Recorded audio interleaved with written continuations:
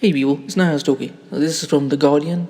So here it goes. Nigerian security forces open fire on protesters in Lagos.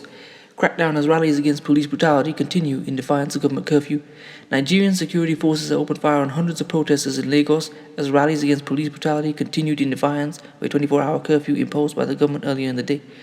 Graphic scenes posted on social media showed protesters fleeing as security forces, including soldiers, shot live rounds towards the crowds.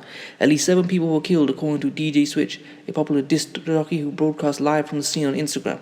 Protesters were seen struggling to remove shrapnel from injured protesters, and in one case failing to resuscitate a casualty.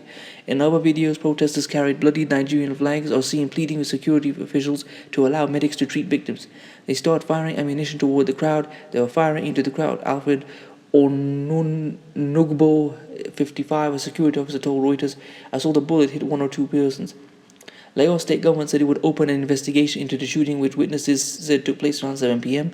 Fears had grown of increased unrest after a curfew was imposed by Lagos Governor Babajide Sanwo-Olu earlier in the day in an attempt to shut down protests against the notorious Special Anti-Robbery Squad SARS police unit that have erupted across Nigeria. Thousands have taken to the streets in recent weeks against the federal SARS unit, now dissolved but long accused of extrajudicial killings, tortures, and extortions, and more than that. More broadly, the demonstrations have rallied against systemic abuse by Nigerian police forces, but they have in turn been met by violence. Last week, the Nigerian army warned it was ready to step in against subversive elements and troublemakers, while police have repeatedly fired on protesters across Nigeria. Armed gangs have attacked protesters in Lagos and the capital Abuja. The demonstrations had degenerated into a monster threatening the well-being of our society, said Babajide Sanwo-Olu, the governor of Lagos, in a statement on Tuesday after a police station was set on fire in the Iganmu area of Lagos on Tuesday morning. The national police chief also ordered the deployment of anti-riot forces, include following increased attacks on police facilities. Police spokesman said, "Criminals and miscreants are now hiding under the umbrella of these protests to unleash mayhem on our state," he said, promising that the government would not watch and allow anarchy. Groups of armed people, often impoverished young men, are widely suspected of being paid by powerful interests in Nigeria. Rights groups and protesters have accused thugs and sponsored hoodlums of attacking the peaceful demonstrations seeking to discredit the movement. 5 Nigerian states and the capital Abuja have banned protests or adopted curfews, effectively banning demonstrations. Several protesters yesterday targeted Lagos Airport, block off entrances to its airport and domestic terminals, causing flight delays. Outrage at police abuses reached a tipping point after footage posted online in early October showed SARS officers dragging a man from a hotel in Lagos before shooting him in the street, which is a good parallel to what happened with George Floyd. They just became so outrageously indifferent and to public opinion. They just did it in the street and people couldn't take it anymore. Thousands of mainly young people have demonstrated, many for the first time, demanding immediate police reforms. Protest groups have raised more than £200,000, setting up helplines for protesters in trouble, covering medical aid and providing private security. In response to widespread demonstrations, which are not common in Nigeria, the government has dissolved the unit and adopted numerous measures, including judicial panels to investigate SARS abuses and compensation for victims. Yet protests have grown amid criticism that pledges do not go far enough, following several previous pledges to reform or overhaul the unit. Many are incensed that SARS officers have not been arrested despite a deluge of video evidence showing abuses, including in recent weeks at demonstrations.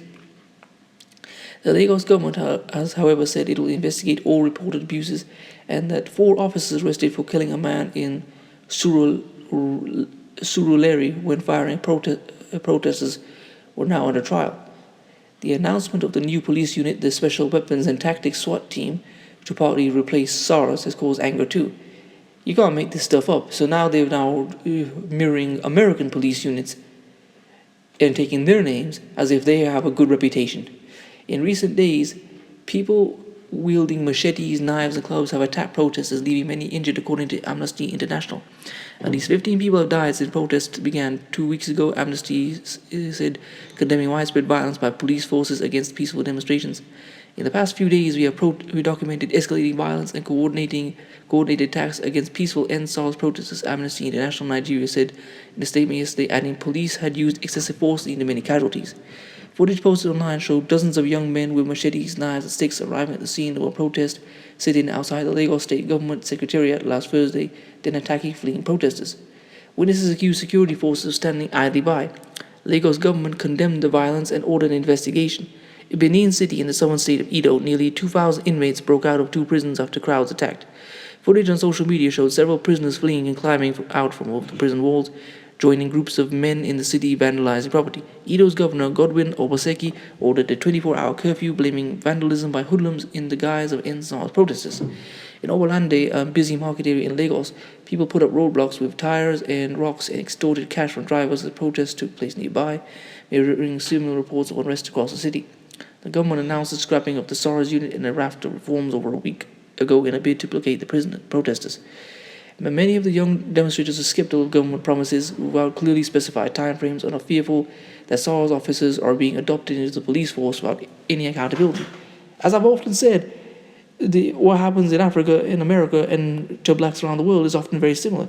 Just like in America, where somebody will be fired from a police unit and just be rehired in another jurisdiction, sometimes just down the road, is the same thing that's happening in Nigeria. We'll just abolish a unit, put them in another one, and just keep doing the same thing.